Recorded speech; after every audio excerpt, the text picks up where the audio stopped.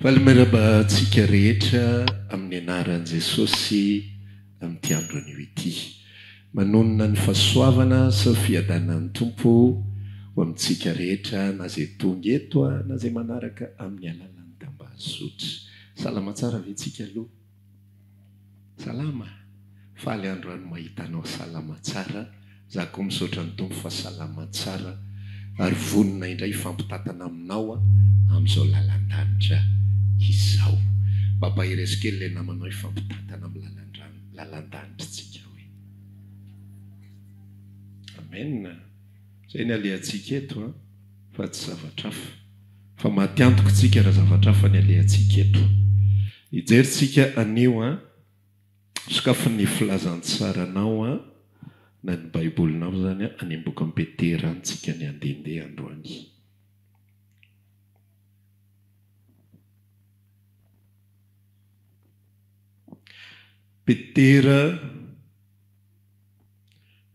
Petera voalohany no jerentsika anio. Petera voalohany toko 5. Andininy 5. Inona tsara le hovakiana? Tahoary. Petera voalohany toko 5 dia vaketsika ny andiny 5. Toy izao ny vaky ny teny rehefa hitatsika izany. Aminaran'i Jesosy koa amin'izany manetretena ambany tana maherin'Andriamanitra mba hanandratany anareo amin'ny fotoan'andro. Ny manaraka dia ny Hebreo toko 12 somary miverina kely ianao. Vadika pejy vitsivitsy ianao miemotra dia mahita ny Hebreo toko 12.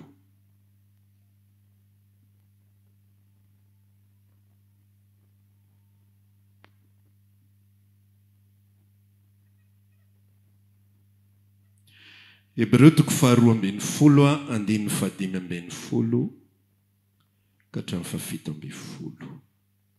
Inona indray ilay vaketsika?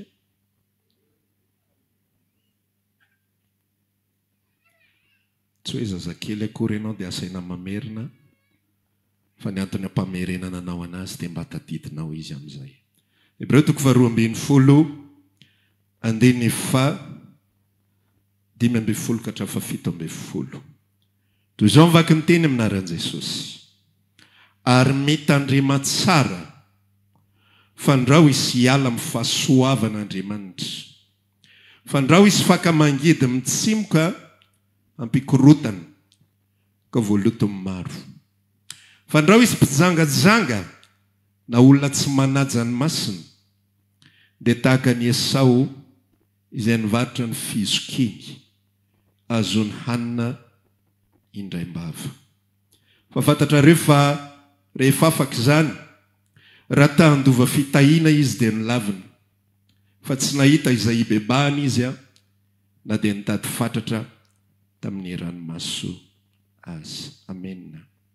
Ireo teny roa ireo no ifampizarako zasenao anio.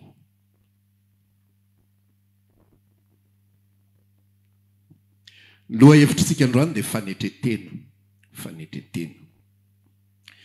Dia ny zavatra izay tantara izay fampizarantsika mikasika amin'ny resaka fanetretena dia ny tantaran'ny lehilahy anankiray atao hoe Esau.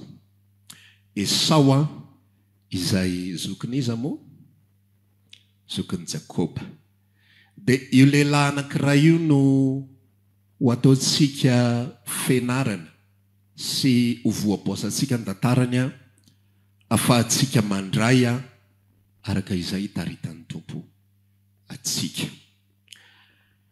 Ny tantarany Esau dia misy zavatra napetraka hatran'ny misy kolotsaina mipetraka ao anatin'ny tantara hatramin'ny nanomboan'ny fotoana izay nisiny Adamaseva ka mandra-patonga ty amin'ny vanim-potoanan Jesosy.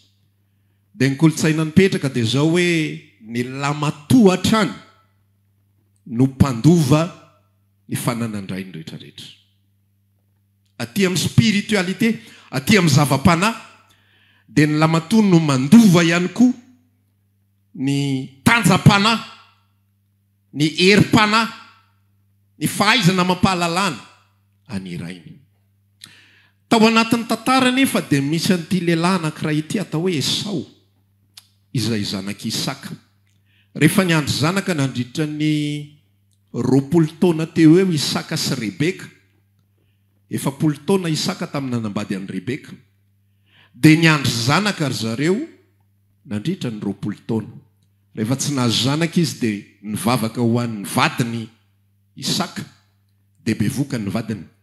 Ary rehefa bevoka ny vadiny dia bevoka kambana. Rehefa teraka dia ny voalohany voloina, zany hoe feno volo ny vatany, dia natao hoe Esau no anarany. Ary ny faharoa rehefa nivoaka ny voalohany dia nanaraka ny tongotry ny ralany ny tanan'ny Jakoba niazona ny akibe tongony. Ohatrany hoe nivoaka iny zany ny ralany dia niazo nanaraka ohatr'izao ny tanany, izy mbola tavela tany ekipo fa ny tanany efa nanaraka, dia natao hoe Jakoba, nampamingana ny anarany satria tsy navela ngiarany andeha ho aiza rangaha fa tazomiko foana na dia melo lalanara zahay eto foana, dia natao hoe mpamingana ny anarany na Jakoba. Dia nivoaka zany i Jakoba tao anatin'izay fotoana izay. Rehefa nandeha le tantara teny an-dalana teny, dia ozy izy ny tenin'Andriamanitra milaza rehefa miresaka ny atao hoe fisafidianana izy, na ny atao hoe fifidianana. Ao amin'ny bokin'ny Romanina 7:7 dia miresaka an'izao izy hoe Esau no alako ozy izy fa Jakoba no tiako. Raha mbola tsy nanao zay tsara na ratsy akory ireo olona anankiroa ireo. Zany hoe Andriamanitra efa nametraka ny safidiny sady hoe iza no andeha andova any Isaka, andova ny anarandray, andova ny fitahina, andova lay ara-panahy ihany koa, dia tsy inona fa ny fisafidianan'Andriamanitra. Dia ny mbola tsy mivoaka akory izy mirahalahy ireo. Ka ny lalana izay nandehanany reto lehilahy anankiroa ireto dia suite logika fotsiny hoe mandalo ny resaka tsaramaso na voanemba, dia aveo miresaka hanina daholo moa zany le izy, dia aveo resaka hoe tsodrano ndraindray dia nanaovana hanim-py Isaka, dia nitsofana rano ny fanahany. Mbola février tsika izao, mbola maromaro manatitra hanim-py mba ahafahany Isaka mitsodrano azy any amin'ny fiangonana maro isan-karazany any. Fa an'le tantarany miainga tamin'ny andron'ny Isaka. Dia nanamboarany Jakoba hanim-py, tsy Jakoba akory nanao azy fa ny mamany nanao azy, dia ndany ty atero amin'ny dadanareo fa ty le akafiziny, dia lasa Jakoba nanatitra. Dia nahazo nitsodrano izy, tonga ihany koa Isaka aveo nanatitra hanim-py. Fa iza le teo ozy izy, dia hoe za mbola tsy teo efa lasa ny rahalanao ny fitahina. Fa ny anton'le izy raha lasiana bavy, nanomboka ny afatritsika, ny anton'le nahazony Jakoba an'ilay tsodrano izay endrika sy sariny zava-panahy, izay endrika sy sariny fomba an'Andriamanitra, izay endrika sy sariny zavatsoa, izay endrika sy sariny fahasoavana, izay ambaran'ilay Petera voalohany 2:4 izy teo moa 5.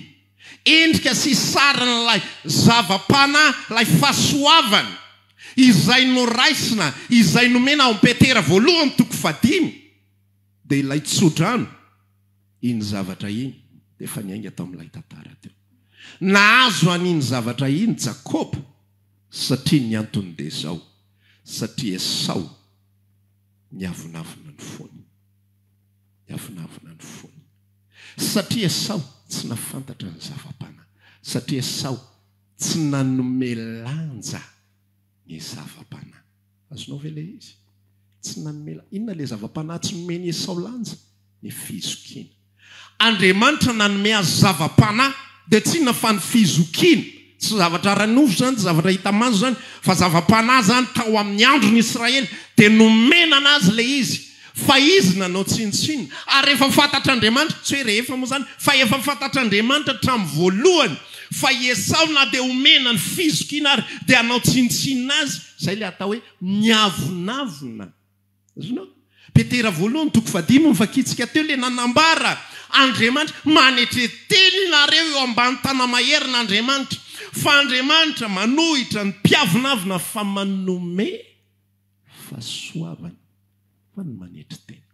Andriamanitra nanome zavatra soa, zavatsoa, zavatsarobidy any Esau lay nivakitsika teo natao tsinitsiny no tsy miavona ny zavatsarobidy izay nomen'Andriamanitra anazy dia notoherin'Andriamanitra izy. Jakoba ny diko fa Esau no alako satria maninona nataony Esau tsinitsinina ny zavatsarobidy natakalony hanina raim-bava natakalony voanimba. Dia ozy izy ilay tenin'Andriamanitra teo na marina rehefa vakitsika ilay Hébreu 12 mitandrema ny teboka voalohany raha lasianabavy tiako saraina aminao amin'ity andro anio ity raha ohatra efa tsapanao marina ny famonjena tokanao amenina zay rehetra natsapa dia tsy ava aminao zany fa Andriamanitra mahita an'ilay antony hanomezana antsika. Andriamanitra mahita fanetretena any anatintsika any tsy fanetretena vokatritsika le izy aza mitady an'izany aiza aiza le mety ilay za le somary tsotsotra mpiaina kely ty ngamba ny mampatonga an'Andriamanitra ny antso mety ilay za le mandefindefitra foana ianao nge tsy ampafiry ny mandefindefitra be dia be mandefitra lavitra noho ianao be dia be. Za isaka mahita karazana olona mahafinaritra ny toetrany dia zavatra imagination foana ny anatiko any dia zao Jesosy io fa maniary zany safidinao fa tsy tia olona mahafinaritra ty fa maninona za tena fantatro fa tsy mahafinaritra ohatran'io tena tsy mahafinaritra ohatran'io olona io voamaly zay vady mifampiresaka misy olona zay eo ampitanay eo tena tsotra zany fa miresaka azay zay mivady dia niany ny imagination any anatin'ny saiko any tsotra izy fa maninona izy ny tsy natsoan'Andriamanitra fa zany natsoan'Andriamanitra. Misy fotoana nanalabaka rehefa nanalabaka dia anankifito fotsiny zay ny afaka atao am-pianarana 5 mpiara-mianatra amin'io dia le fito afaka za tsy anisan'le fito voalohany akory fa ny 7 any hoany misy ara tsy diso azy mantsy nanomboka nandray an'ity famonjena ity dia ohatrany tsy dia vakivaky loza dia any 7 tany hoany nisy fa za afaka baka dia eo zany eritretra tamin'izany fotoana zany nisy namako anankiray zay anisan'le fito voalohany endry zany tena endry sady bosista fa izy tsy afaka dia zany afaka dia eo zany imagination ko tany sao dia mba natakalon'ny tompo ary fa ianay sao dia mahasolony ary fa tsy normal mihitsy hoe za afaka ka natonga le izy tsy normal le za afaka za zany tena tsy vaky loha zany za manalabaka ny olona rehetra tena le hatrany farany ny atsika sianao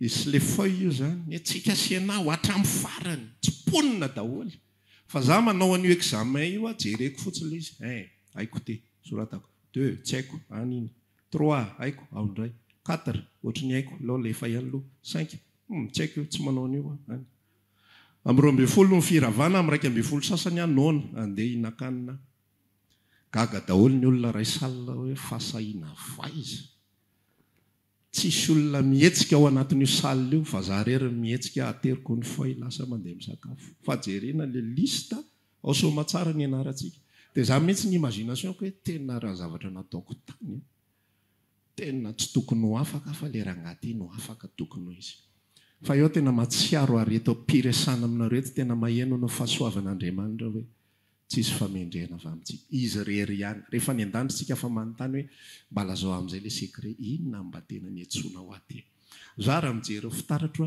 sady tsy endrika tsy bika tsy haiko ianao aloha fa za resako sady tsy endrika tsy bika tsy intelligence tsy bogosité tsy hitako mihitsy raha zany no apetraka eo ambony balance tena tsy lanitsika fa Andriamanitra mihitsy no singa be dia be n'olona tsara fianakaviana be dia be n'olona tsara tantara be dia be n'olona matsiaro foana ny Korintiana voalohany 7 izy manomboka amin'ny resaka hoe evero fiantsonanareo nge fa tsy vitsy ny olon-kendra nge tsy vitsy ny nahita fianarana, tsy vitsy ny olona tsara, tsy vitsy ny olona tsara firazanana, tsy vitsy ny olona ohatran'izao sy ohatran'izao, tsara fihodirana, tsara volo, sy sisa rehetrarehetra.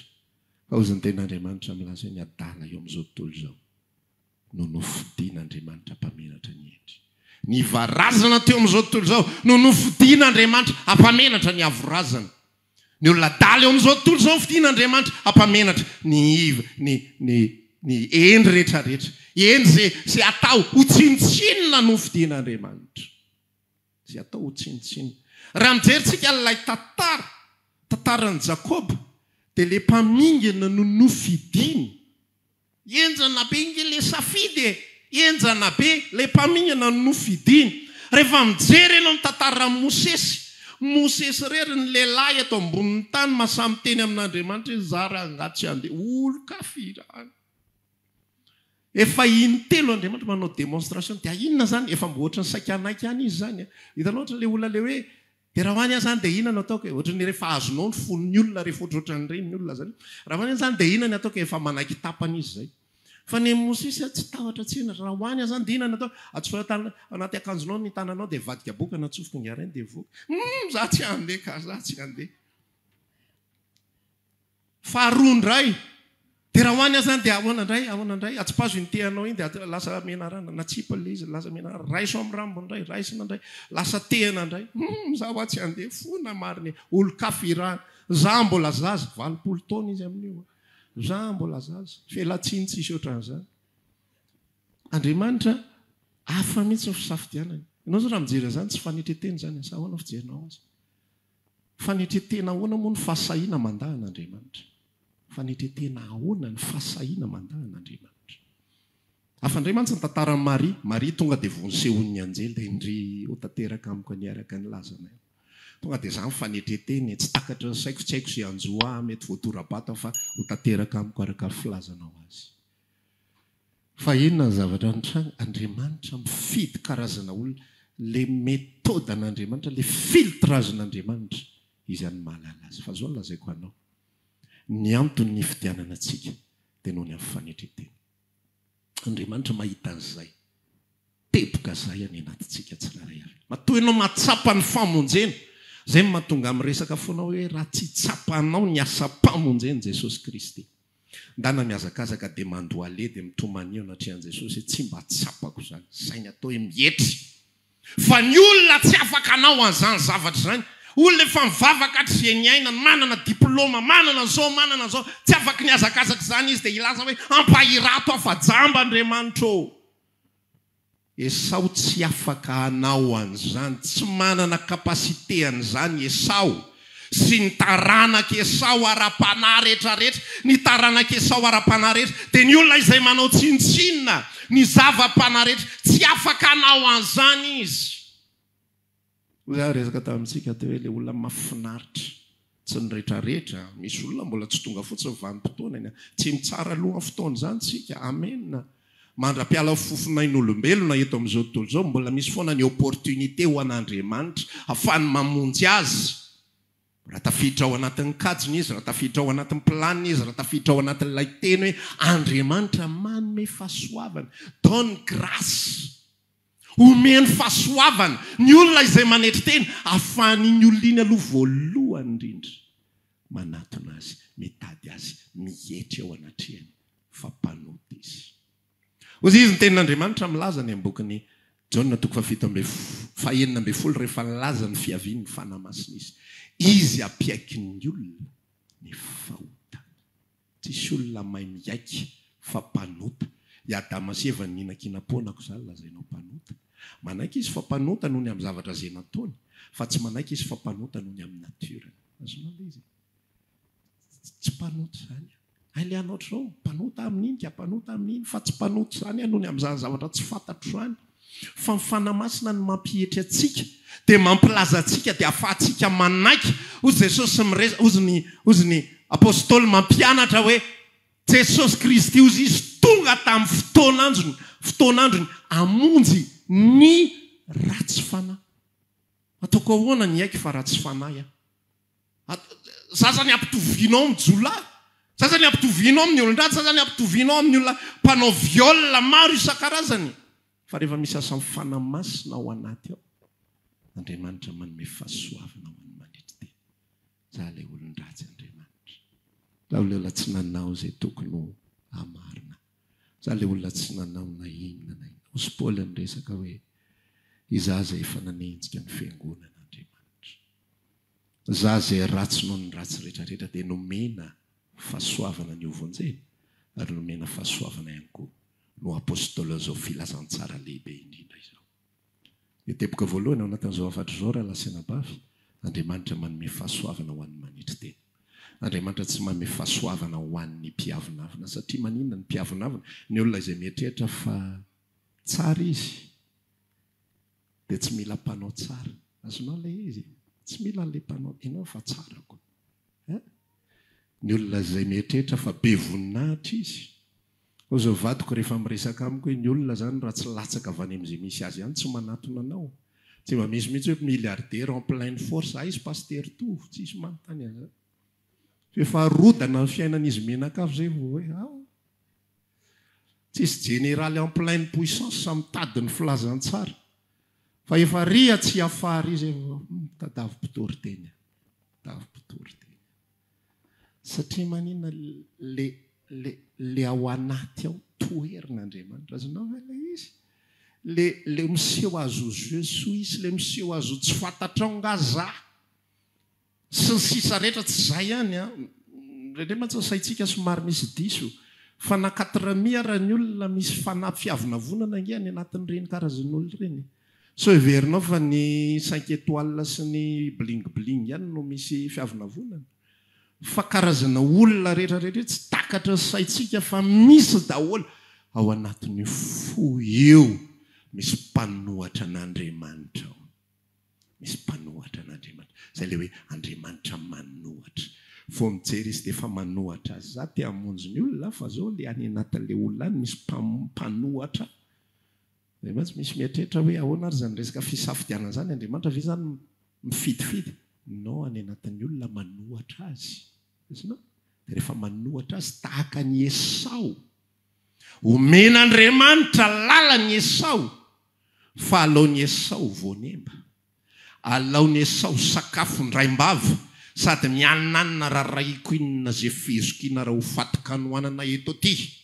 dia miomofo aho dia hoaniny dia sady kepokepohany mieronerona izy ny tenin'Andriamanitra zany aty manao tsinitsiny manao tsinitsiny dia Andriamanitra manohatra an'izay Andriamanitra manome fahasoavana ho an'ny olona izay manetry teny Andriamanitra manome famonjena tsy azon'Andriamanitra fonjena ny olona raha tsy mikarapoka mianjera aloha zay sary ny Saoly nianjera teo ambony soavaly iny azonao ilay izy rehefa mbola mitaingitaingy soavaly efitra ara-panahy zany dia misy mahazo resaka hafandray fa lao azavaina tsara ihany hoe amin'ny fiangonana io zany tsy azo atao ny mitaingy soavaly sanatry ny teny an'izany tsika sary ara-panahy zany le milengilengy eny ambony soavaly nisehoan'i Jesosy aloha sta mazava be teny amin'ny ravalanitra ny enjera aloha mikarapoka aloha Zakaiosy milingilingy ery ambony hazo tsy nanaraka azy ndraso kely fa ihany keny hiaraka aminao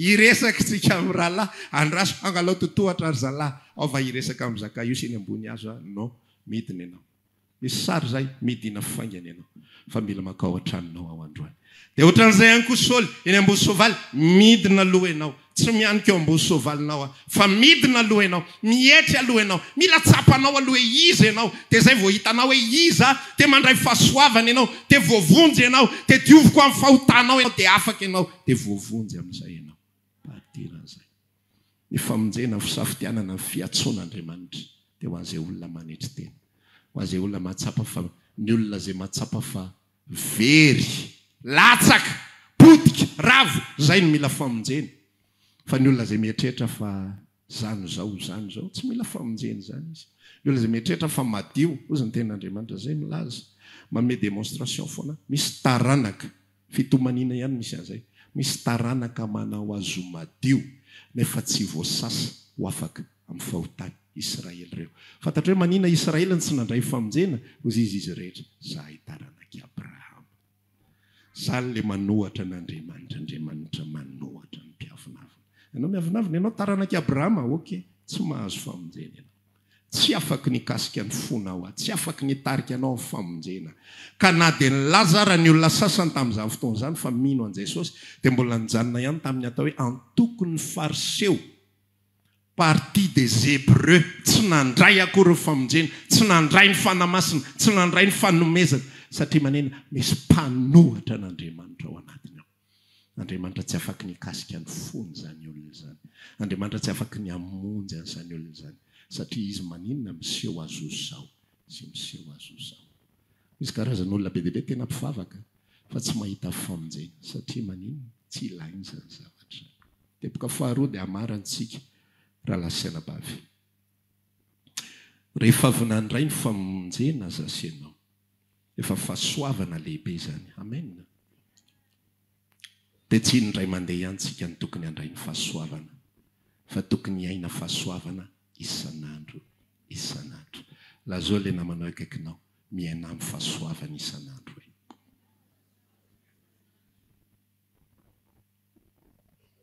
Amen. Amen. Miaina amin'ny fahasoavana isan'andro. Izany hoe latsinainy ianao miaina amin'ny fahasoavana, talata ianao miaina fahasoavana, larobia, alakamisy, zoma, sabotsy, lahady, fahasoavana, fahasoavana. Ity tsy le Salame 23, tsy le fahasoavana sy famindram-pony anaraka. Averiko eto ilay fanazavana, goodness ny ao amin'ny Salame 23, bonté me suivront tous les jours de ma vie. Ny atao hoe bonté dia le fitahina, fa le fahasoavana resantsika eto dia grâce, famindram-pon'Andriamanitra. Ary ny atao hoe miaina amin'ny fahasoavana isan'andro isan'andro dia miaina amin'ny fanetretena isan'andro isan'andro.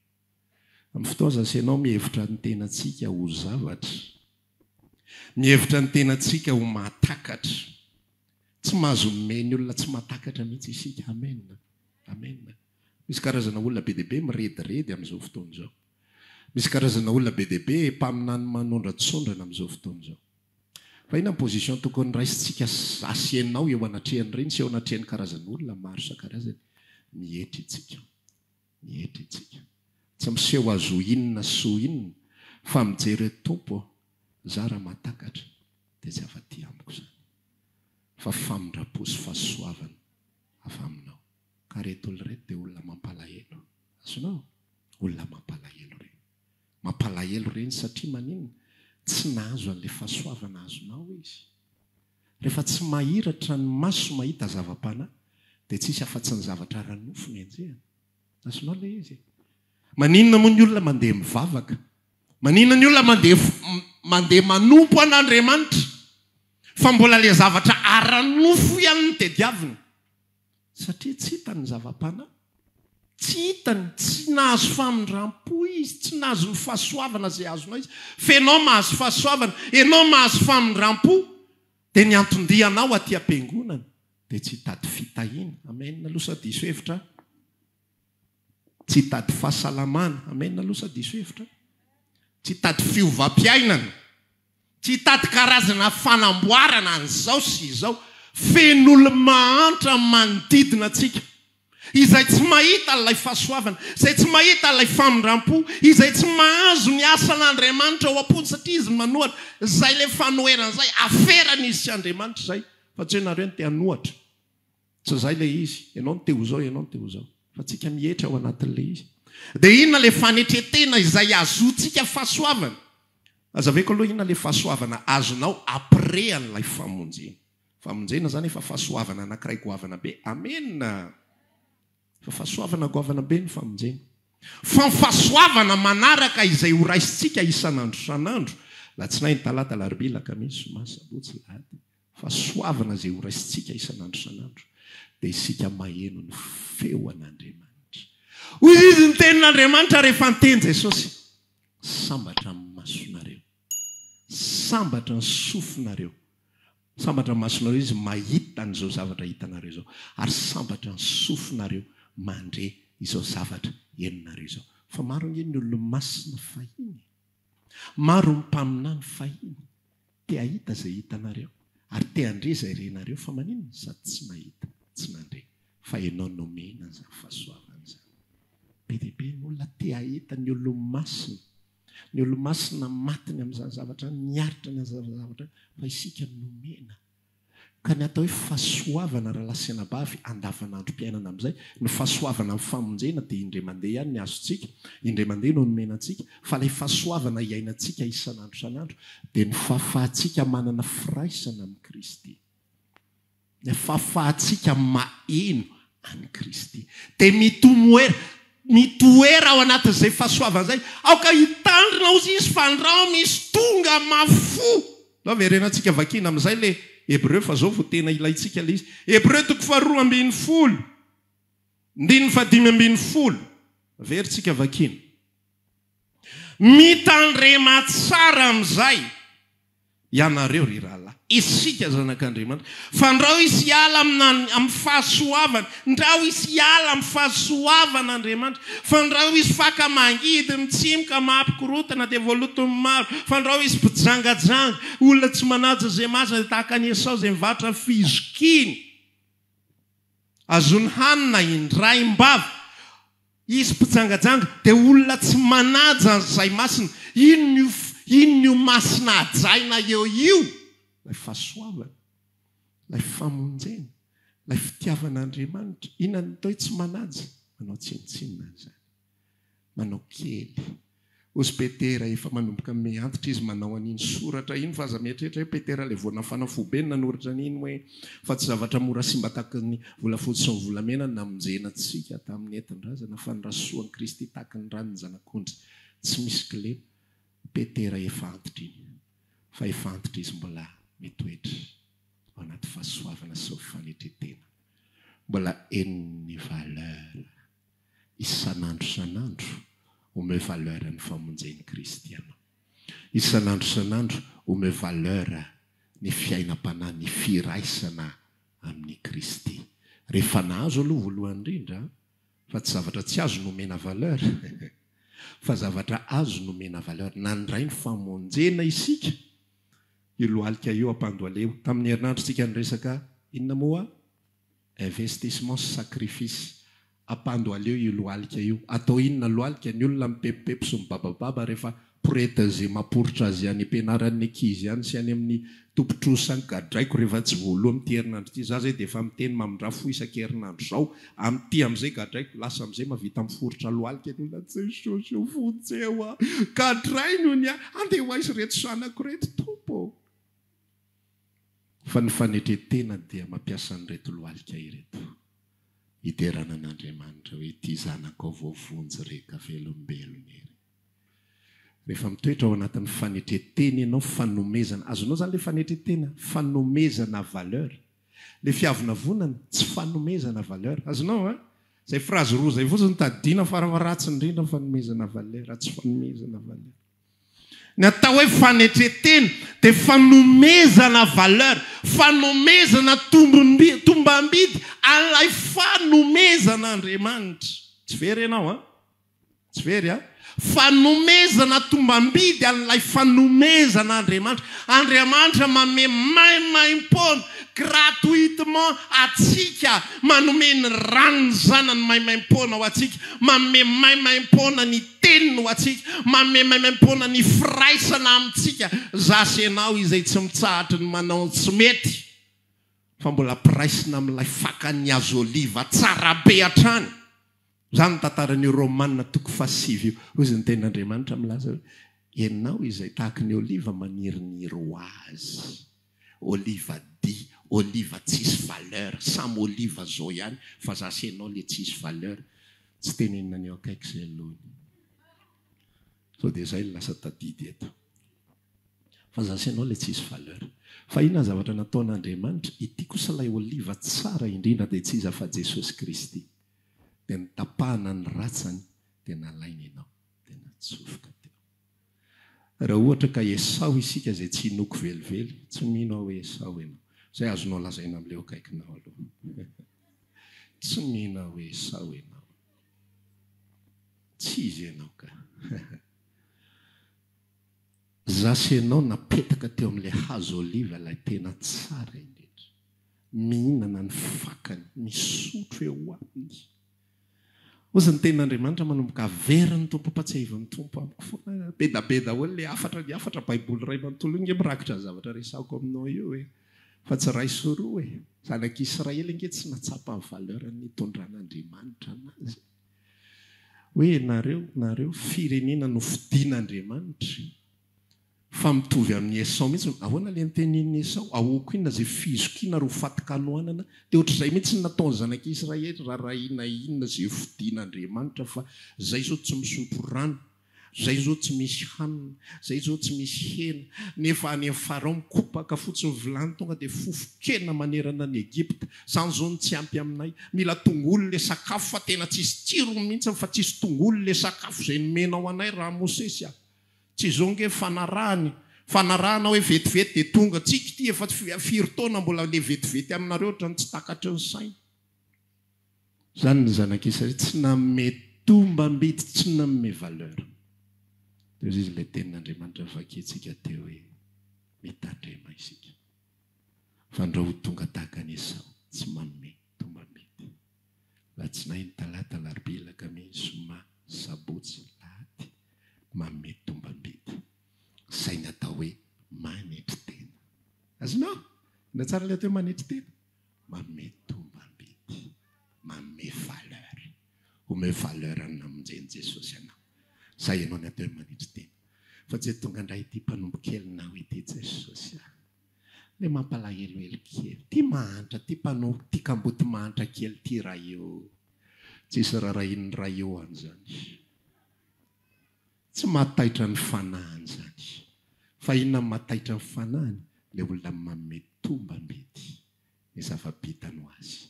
Le manome tombam-bidy ny fahasoavana le matsapa hoe Andriamanitra mbola iresahanao. Andriamanitra mbola mindranao fondra ahy dia maheno anao. Mbola midoboka ny foko, mbola mangetaeta anao. Mbola maniry anao ny fanahiko, mbola mitady anao foana. Tsy mety ny asako. Mety mitrango izany. Tsy mety ny asako. Fa za mbola te hanatona anao foana. Tsy dia salama indraindray. Fa za mbola maniry anao foana. Dia mbola mboariko ty lohaliko ety ataoko miankoka eo anatrehanao, eo anatrehan'ny famonjenao, maniry anao. Zany natao hoe manetry tena, manome valeur. Azonao ilay izy. Dia rehefa miaina an'izay zavatra izay ianao, dia tanteraka aminao Salamo 23 amin'ny ara-panahy indray. Fahasoavana sy famindrapony manaraka anao amin'ny andro rehetra iainanao. Raha ohatra tsika voavonjy fotsiny, dia nefa fiainantsika tsy manome tombam-bidy an'ilay asan'i Kristy, dia misy fahasoavana tsy mikoriana intsony any anatinao any. Dia izay mahatonga an'ilay hoe maimaina ozintsika. Tsy haiko fa maimaina ako. Tsy haiko fa ohatra zao dia heninao zay hoe sao dia ilay tombam-bidy efa tsy dia misy valeur. Ohatra ny mandeha manompa dia fotsiny sisa. Iny na fivavahantsika ho an'ny rahalasianabavy le amin'ny sivisoefana iny mety misy amintsika mety manao kitotoana izy iny. Mety misy amintsika mety manao aoziny Jesosy. Ohatra ny amin'ny zavatra rehetra. Any fotsiny. Tapitra ny amin'ny sivy sasany dia ny ahafantarany hoe tapitra ny amin'ny sivy sasany misy miteka sisa. Sotra ny avavaka ho ada. Zany atao hoe tsy manome tombam-bidy. Zany atao hoe tsy manetry tena. Azonao ilay izy? Azonao? Tsisy idirany amin'ny fanetretena antsika olombelona mihitsy ilay afera. Fa ilay fanomezana tombam-bidy atao hoe manetry tena. Rehefa manome an'izay tombam-bidy izay ianao, kotsainy foana ny any anatin'ny fonao any. Isaia 7:20 angamba izy milaza an'izay hoe isaky ny raim-pimaso no andemako azy. Na andro na alina mijery azy foana fa ndao misy manimba izy. Zany ozy izy ny amin'ilay voaloboka izay mamoaka vomambe. Zany ny secret rahalasianabavy, secret famoazana zavatra mamy, secret ny firehetana miaraka amin'ny Kristy, secret ny fandrosoana, secret ny faharetana.